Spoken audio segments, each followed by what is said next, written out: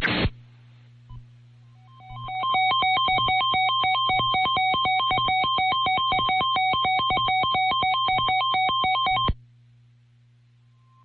National Weather Service in Norman has issued a severe thunderstorm warning for northwestern Johnston County in southeastern Oklahoma, south central Garvin County in southern Oklahoma, northeastern Carter County in southern Oklahoma, Murray County in southern Oklahoma, until 11:30 p.m. Central Daylight Time.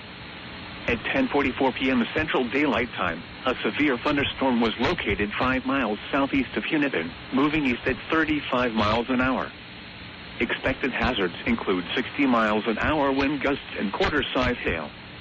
This is a radar-indicated threat. The following impacts are expected. Hail damage to vehicles is expected. Expect wind damage to roofs, siding, and trees.